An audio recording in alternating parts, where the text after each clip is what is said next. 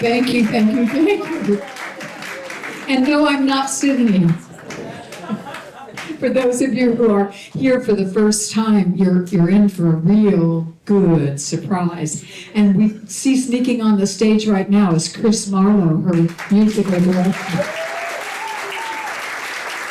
And I am Marcia Harp, and on behalf of Frankie Mamoni, Luca Arias, and myself, we welcome you to a fabulous Sunday afternoon at the Cabaret series here at the Arthur Newman Theater. And it goes on for those of you who don't know, every Sunday afternoon, a different performer comes along, and we have a season that's still going into May. In fact, next week, we have a gal called Pam Galvin with Dreams and Other Interruptions, which I think, along with, now I still think Sydney has one of the best titles. Yes, she has one of the best, but you notice that I dressed for the occasion.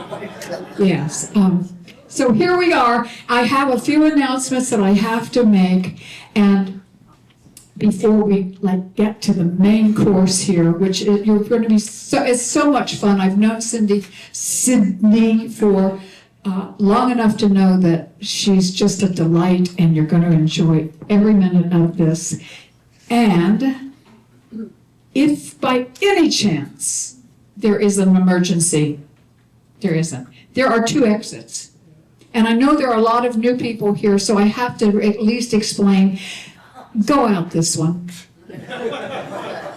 When you get through the door over here, there's nowhere to go, and you're kind of locked in. So I have yet to figure out whose design this was, but I don't say anything. And then, of course, there's always... very good. This is a tuned-in audience. Yes, turn them off. And there happens to be a tip jar over here, and all the money goes to the musicians. And let's see, and also on that table are programs for the rest of the season. This is the 15th season, by the way. And there's another brochure over there where, for those of you who do know Frankie Mamoni, the producer of all of this, that on next June, a year from June, cruise is being planned from the Holland America lines, and he's going to be performing, and they're opening it up so that a lot of people who have been involved in coming to the Cabaret series here can also go on that cruise. Well, for a little fee somewhere, other than that. And Bill Clifford is coming after Pam. East meets West. And I've seen Bill perform, and he's fabulous. So I think I've covered just about everything there is to be said, and I will get off the stage and just welcome Sydney.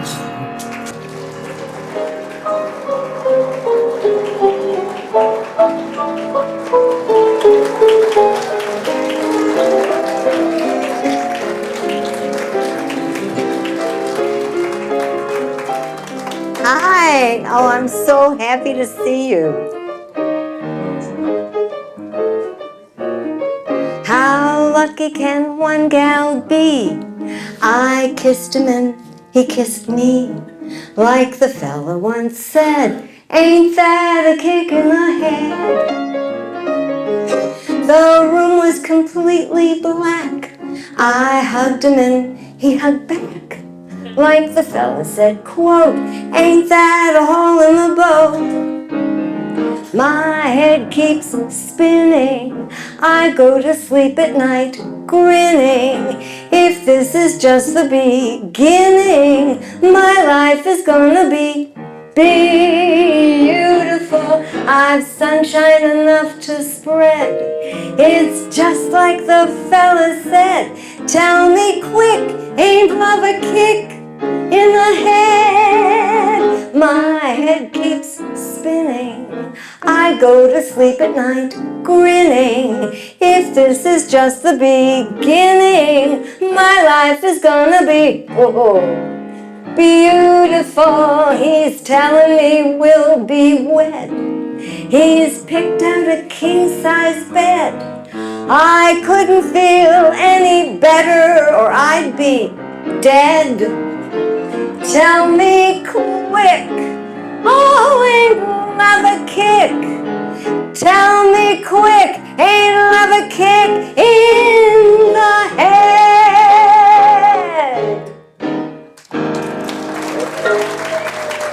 Thank you. Woo, thank you.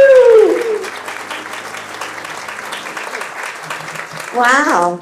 Well, Chris and I are so happy to see you here today because we want to share the music. As long as he needs me, I know where I must be. I'll cling on steadfastly as long as he needs me. As long as life is long, I'll love him right or wrong. And somehow I'll be strong as long as he needs me. When you are lonely, then you will know. When someone needs you, you love him so.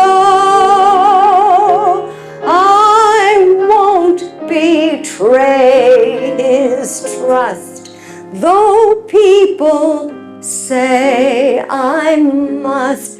I've got to stay true, just as long as he needs.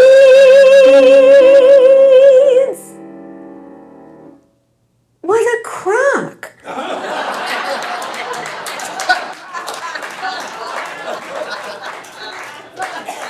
As long as he needs me, I'm gonna be there for him?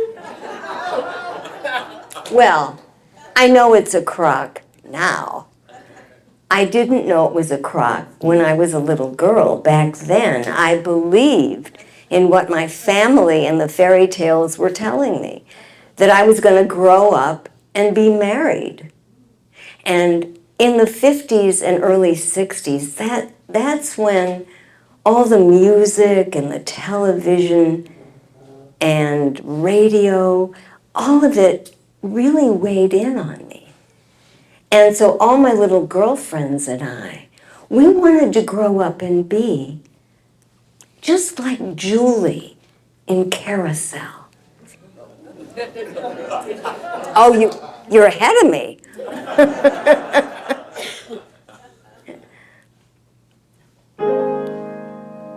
What's the use of wondering if he's good or if he's bad? Or if you like the way he wears his hat? Oh, what's the use of wondering if he's good or if he's bad? He's your feller and you love him. That's all there is to that. Common sense may tell you that the ending will be sad, and now's the time to break and run away. But what's the use of wondering if the ending will be sad? He's your feller and you love him. There's nothing more to say. Something made him the way that he is, whether it's false or true. And something gave him the things that are his. One of those things is you. So When he wants your kisses, you will give them to the lad, and anywhere he leads you, you will walk, and anytime he needs you, you'll go running there like mad. He's your feller, and you love him, and all the rest is talk.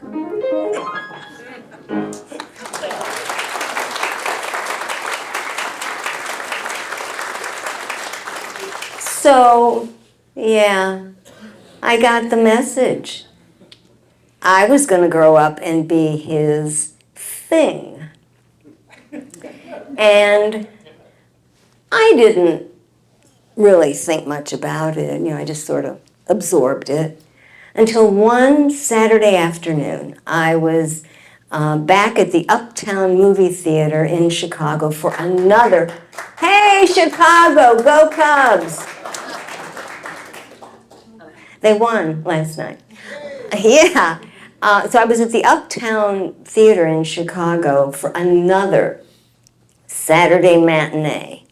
Now, every Saturday our folks would drop us there because we'd be there for like 5 hours. And we would see a newsreel, a couple of cartoons. Will you hold on? You're there, wait, it's coming. A double feature. For you who don't know what that is 2 movies the same day, cartoons and coming attractions. And usually every Saturday, there was a jungle movie. And on this particular Saturday, there was another jungle movie. And every Saturday, the same thing happened. Every Saturday. Our hero and heroine are running for their lives through the jungle. And what happens? She falls. And then he has to schlep her through the jungle to get her to safety. And on this particular Saturday, it really pissed me off. Why does she always fall? He never falls. And I look up and I see she's wearing high heels in the jungle.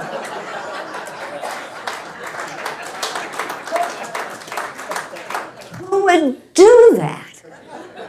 I wasn't that stupid. I would never wear high heels in the jungle. I was smarter than that. I was smart. Oh my God, I was smart. And every magazine I read, every romantic movie I'd seen, every TV sitcom told me the same thing. You must never, ever, ever be smarter than the boy. Because the first way to lose a man, you've met the charming fellow and you're out for a spin. The motor breaks and he just wears a helpless grin. Don't bat your eyes and say, what a romantic spot we're in. Just get out of the car, crawl under it, tell him it's the gasket, and fix it in 2 seconds flat with a bobby pin. That's a fine way to lose a man. He takes you to a baseball game, you sit knee to knee. He says the next man up at bat will bunt, you'll see. Don't say, oh, what's a bunt? This game's too hard for little me. Just say, bunt, are you nuts? With nobody out and 2 men on base and the left-handed batter coming up, he'll walk right into a triple play, just like it happened in the 5th game of the World Series of 1923. That's a fine way to lose a man. A fine, fine, fine, fine way to lose a man. A splendid way to lose a man. Just throw your knowledge in his face. He'll never try for second base.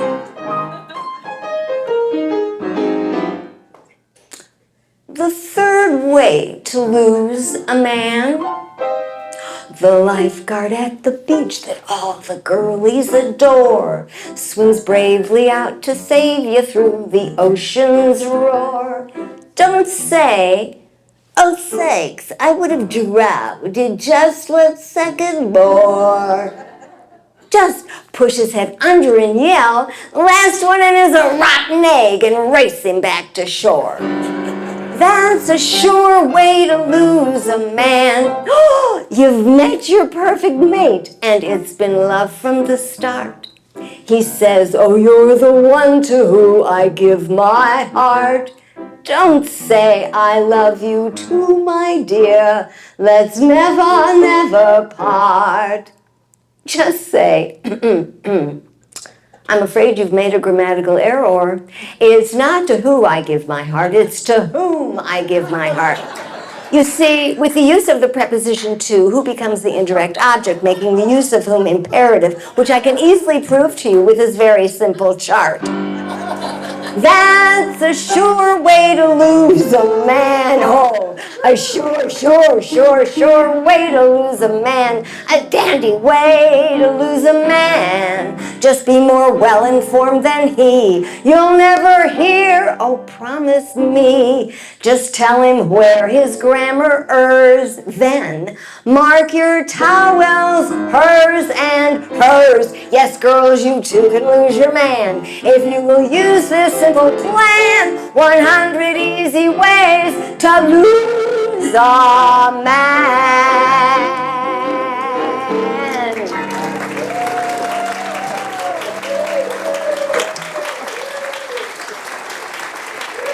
Oh!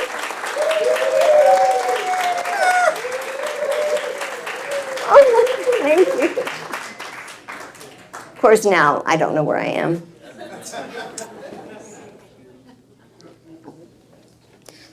So, all I knew at this point was that I was smart. I didn't know what to do with that, so I just kept believing in my ultimate destiny. When I fall in love, it will be forever, or I'll never fall in love. In a restless world like this is, love is ended before it's begun, and too many moonlight kisses seem to cool in the warmth of the sun. When I give my heart, it will be completely, or I'll never give my heart.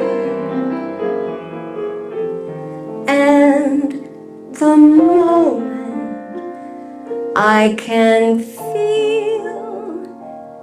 that you feel that way too is when I'll give my heart to you.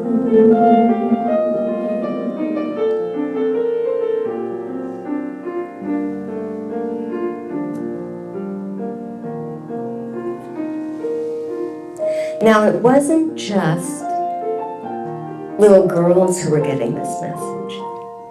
Little boys were getting a message too, from a slightly different angle. They were being told that they were going to grow up, be strong, be successful, be father knows best, be married.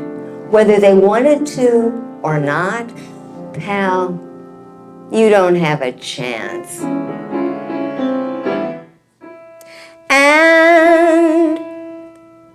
You, I changed this in rehearsal and now I don't know where the hell I am.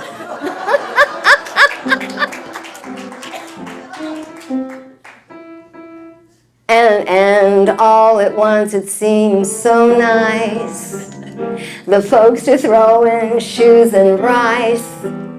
You hurry to a spot that's just a dot on the map. And then you'll wonder how it all came about. It's too late now, there's no getting out. You fell in love, and love is the tender trap. So, thank you. Thank you. In order to set this trap, I knew I'd have to look good.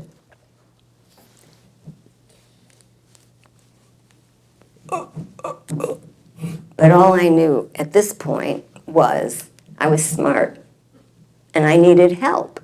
So all those magazines that told me how to be dumb and not play it smart also gave me advice on hair, makeup, fashion, and I studied those magazines. I mean, I pored over them. And by the time I was 15, I was ready. I'm a girl, and by me that's only great. I am proud that my silhouette is curvy, that I walk with a sweet and girly gait, with my hips kinda swivelly and swervy. I enjoy being dressed in something frilly when my date comes to get me at my place.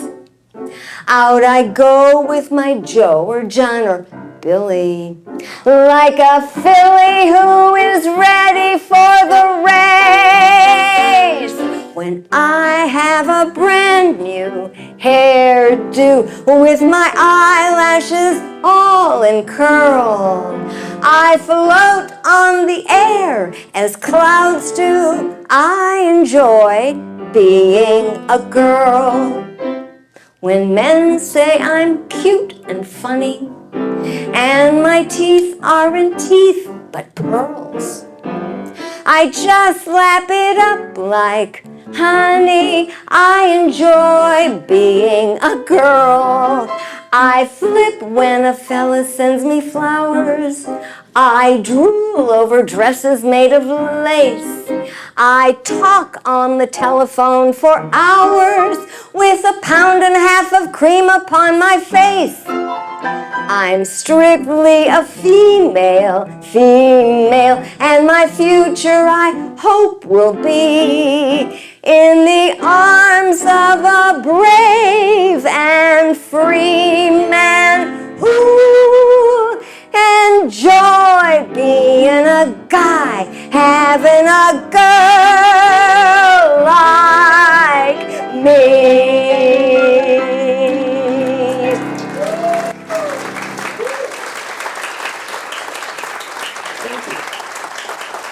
Thank you. Well, I also dreamed of the romance. I dreamed of the moment I would know.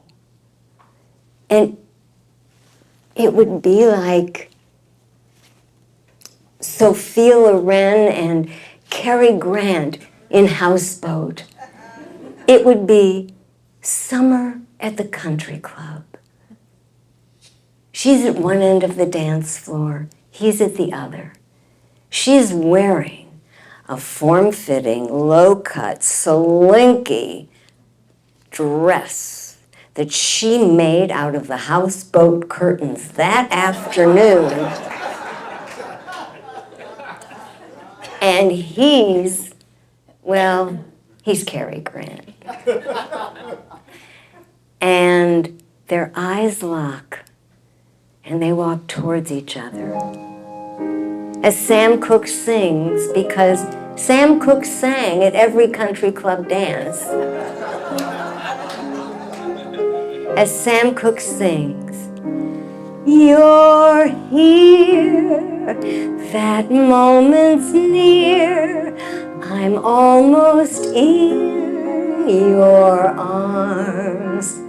Tonight, the mood is right, I'm almost in your arms. One sigh, one word, and I will rush to your embrace. Say that certain word, sigh that certain sigh, and with all my heart to your arms I'll fly. It's strange how we all change by things that seem so small. One look can write a book, one word can say it all. We've known those nights alone, and now we've found our way. I'm almost in your arms, nearly in your arms, almost in your arms to stay.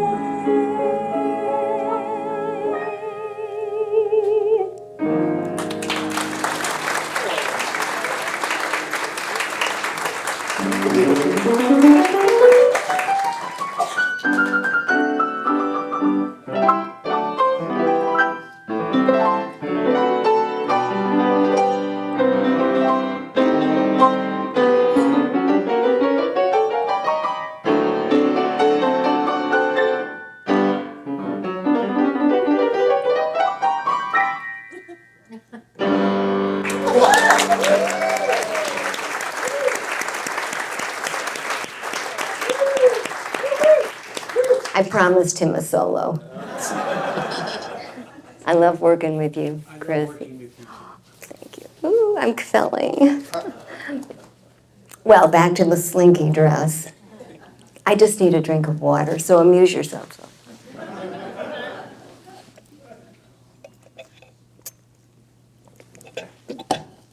David, it's perfect.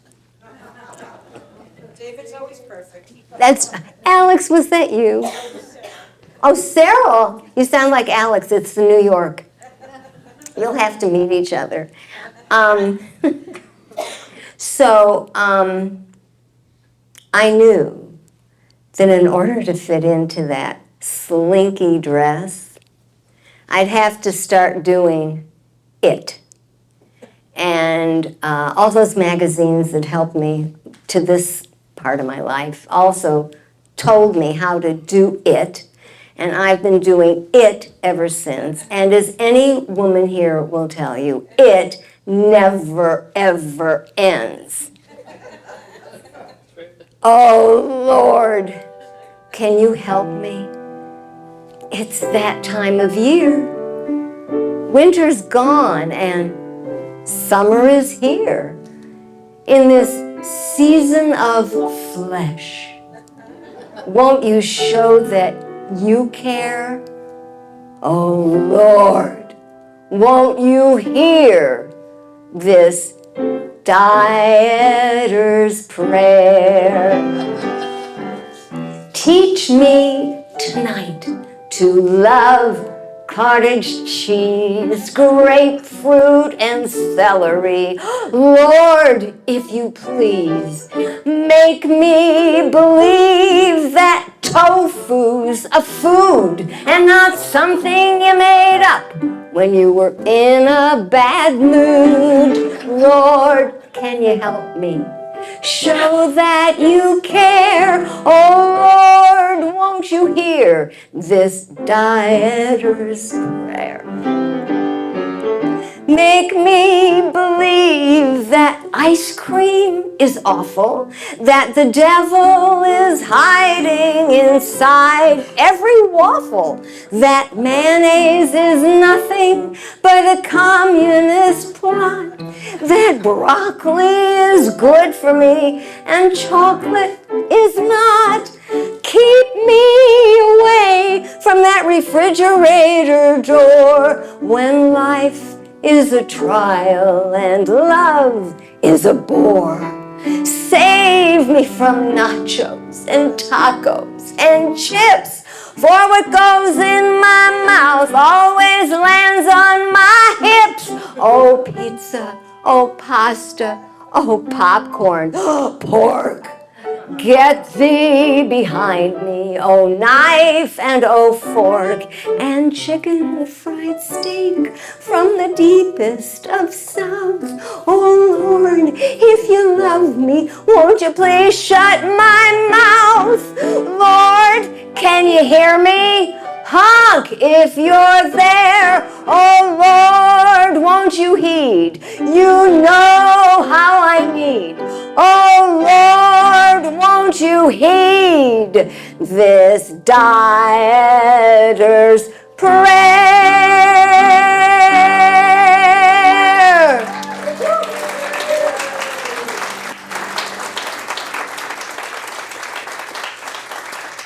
Thank you. Thank you. So, even with my high heels slant on life, I knew what was expected of me after college. I would get my degree, and then I would get married. And I pictured what this would be like, of course. I pictured we would live in Connecticut, because all the people in the movies who were married lived in Connecticut. And I like it. And we would live up this little hilly incline in a mid-century modern house with river rock fronting. And we'd have 2 children. First the boy, and then 2 years later the girl. And, we'd have a Woody station wagon in the driveway over here. Oh, and a Cocker Spaniel. And I would get up every day and I would dress like June Cleaver in my shirtwaist dress, my apron, my pearls, my earrings, my high heels in the suburbs. And I would clean in those clothes. And then I would cook like Betty Crocker. And I'd get the kids ready for bed. And then there I'd be, crisp and clean, waiting for my yummy commuter to come home. Connecticut, Connecticut. That's the place where the mansion will be for me and my darling bright young man I've picked out for marrying me. He'll do well, I can tell. So it isn't a moment too soon to think of my life in Connecticut. My life with my darling tycoon. I'll be so happy to keep his dinner warm as he moves onward and upward. Happy to keep his dinner warm as he comes wearily home from downtown. I'll be there waiting until his mind is clear as he looks through me, right through me, waiting to say, good evening, dear. I'm pregnant. What's new with you from downtown? Oh, oh, to be loved by a man I respect, to bask in the glow of his perfectly understandable neglect. Oh, to be in the aura of his frown. Darling little frown, what heaven, wearing the wifely uniform as he moves onward and upward, happy to keep his dinner warm till he comes wearily home from downtown. Hey, little girl, comb your hair, fix your makeup. Soon he will open the door.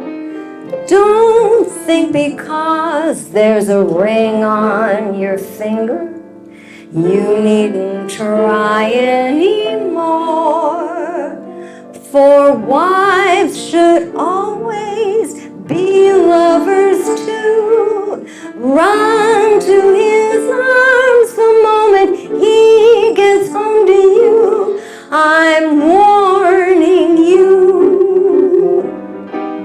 Day after day, there are girls at the office, and men will always be men. Don't send him off with your hair still in curlers. You may not see him again. For wives should always be lovers too. Run to his arms the moment he gets home to you. He's almost here. Hey, little girl, better wear something pretty, something you'd wear to go to the city, and dim all the lights, pour the wine, start the music. Time to get ready for love. Time to get ready. You're so late getting home from the office. Did you miss your train? Were you caught in the rain? No, don't bother to explain. Shall I fix you a quick martini? As a matter of fact, I'll have one with you. For to tell you the truth, I've had quite a day too. Guess who I saw today, my dear?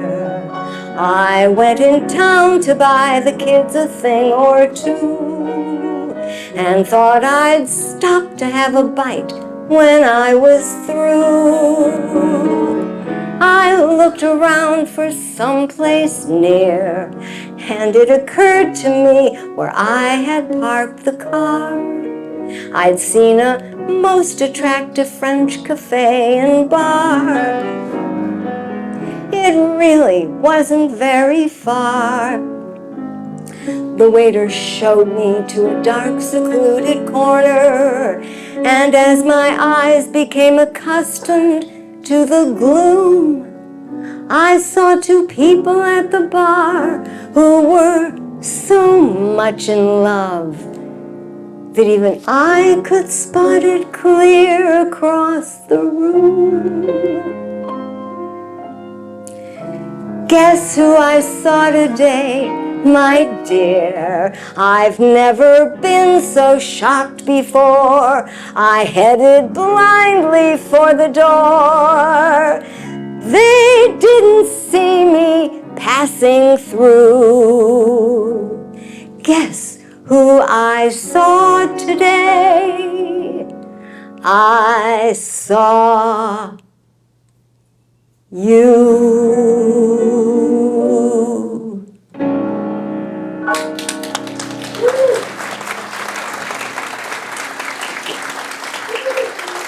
Thank you.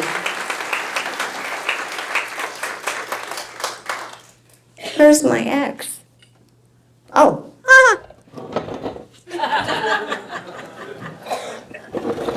There are days So,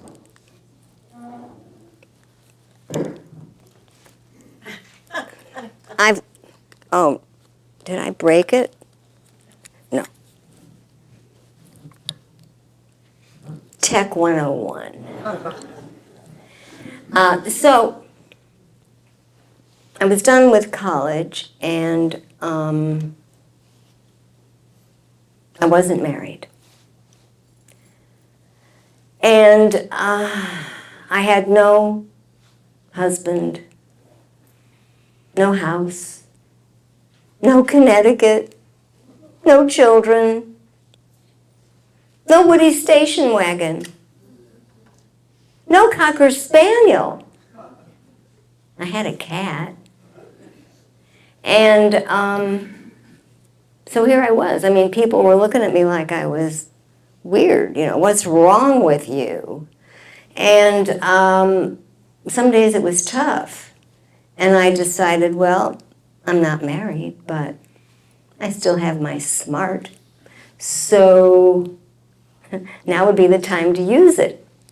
And I became a broadcast news journalist in Chicago, and a first woman to work in several newsrooms. Like a lot of women here, we broke some glass ceilings. Are you here? All right. And it was wonderful. It was a heady time to be a journalist in Chicago. It was the 60s, and I covered the 68 Democratic Convention. I covered Dr. King, Reverend Jackson, Gloria Steinem. I covered civil rights marches, women's lib marches, peace marches. And one night, I'm out at another peace march, and I'm walking along, and all of a sudden there's a group of demonstrators standing over here, and one of the women yells, "Hey, Sydney!" And I look at her. I have no idea who this is. And she says, "It's Wendy.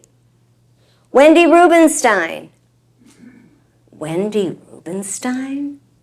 Wendy Rubenstein had been the most beautiful girl at Lakeview High School in the 50s. She was so put together, and I so envied her. She wore matching cashmere sweater and skirt outfits with the cardigan. Shiny penny loafers. She had her nails done every week. She had long lacquered nails. Her hair was done every week. Oh, God, she was gorgeous. And she's standing in front of me with one eyebrow across her forehead. Her hair is out to here. I swear to God, birds could nest in it. She's wearing a floppy flannel shirt, filthy dungarees, Army combat surplus boots. Wendy Rubenstein. So we start to chat, and I try not to focus on the eyebrow. And as we're chatting, I realize in this moment, I'm fine. I'm not the only one out here wearing sensible shoes in the jungle. And I'm going to be just fine on my own. I'll go my way by myself. This is the end of romance. I'll go my way by myself. I'll leave my life up to chance. I'll face the unknown myself. I'll teach my heart how to sing. I'll go my way by myself, like a bird on the wing. I'll face the unknown. I'll build a world of my own. No one knows better than I myself. I'm by myself alone.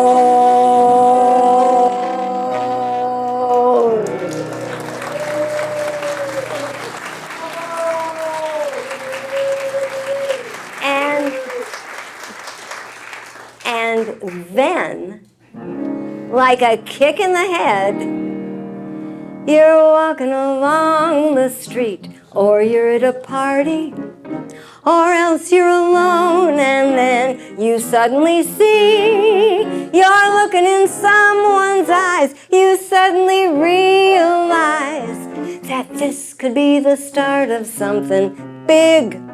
You're lunching at 21 and watching your diet, declining a Charlotte Russe, accepting a fig. When out of the clear blue sky, it's suddenly gal and guy. And this could be the start of something big. There's no controlling the unrolling of your fate, my friend. Who knows what's written in the magic book? But when a lover you discover at the gate, my friend, invite him in without a second look. So, a few years after all this peace marching, I left broadcast news and I became a publicist in Chicago, and I get a call from a colleague and she says, the ACLU is having a big national event and they need help with PR. Are you interested? And I said, sure. And she said, well, there's a meeting. Can you be there? And I said, yes. And she set the meeting up with the boss. And the next week, I go downtown to the ACLU offices, and I walk into David Hamlin's office. And he gets up from behind his desk, and he walks towards me. And I swear to God, it was just like Sophia and Carrie in Houseboat. He takes my hand, and we start talking. And we've been talking ever since for 48 years.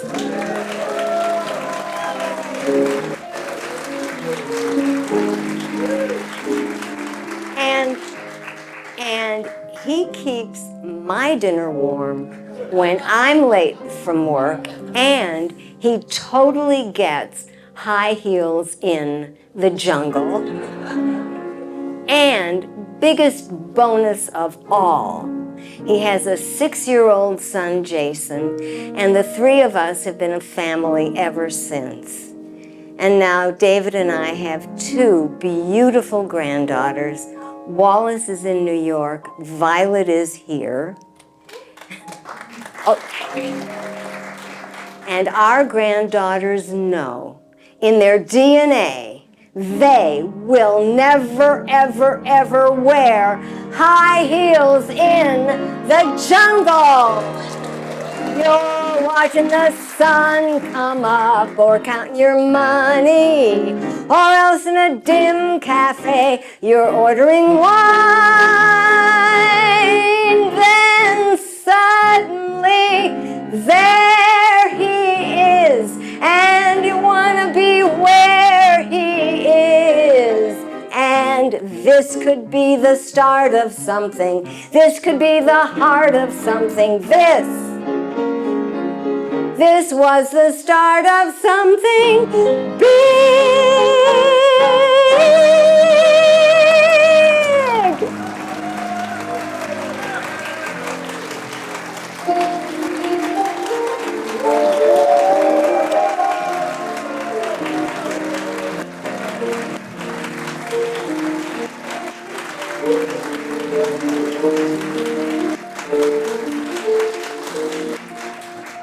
Off comes the grease paint, off comes the clown disguise, the curtains falling, the music softly dies.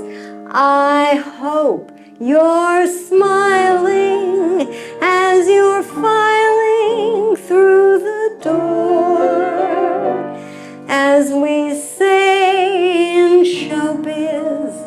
That's all there is. There isn't any more. I have so many people to thank, and I brought my Academy Award list.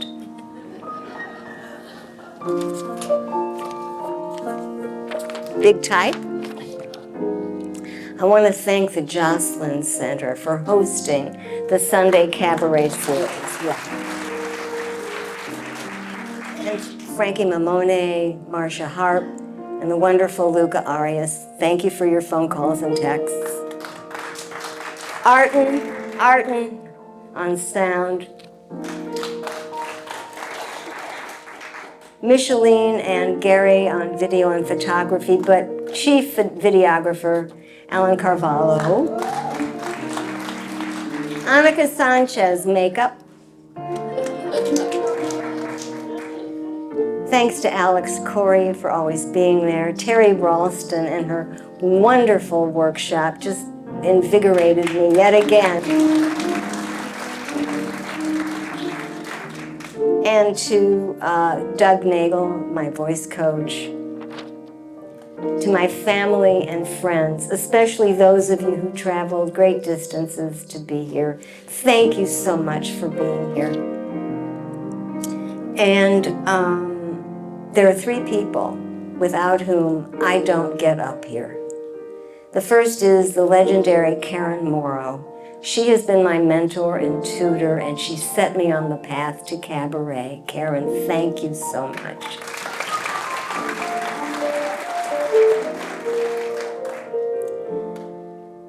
To the man who, for 48 years, has been holding me up, my producer of Sydney Sings, my Carlo Ponti, David Hamlin,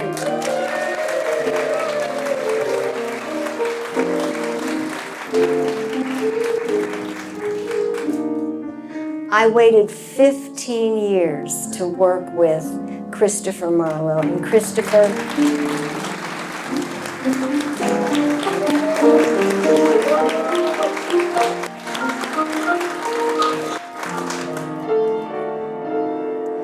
we've shared a moment, and as this moment ends, I am so grateful to share it with my friends. Your cheers and laughter will linger after we've all left this lovely room. If I had this to do again, I would do it with you again. I can't wait till we meet again.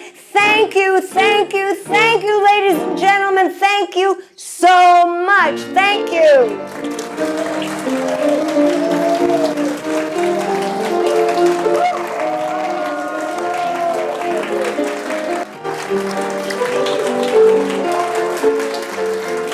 Oh, thank you.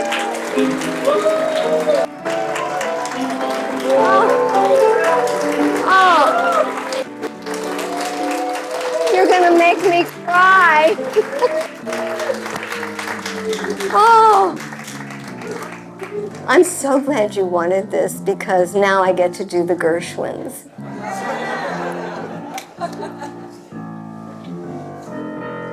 It's wonderful, it's marvelous. You should care for me. It's awful nice, it's paradise. It's what I long to see. You make my life so glamorous.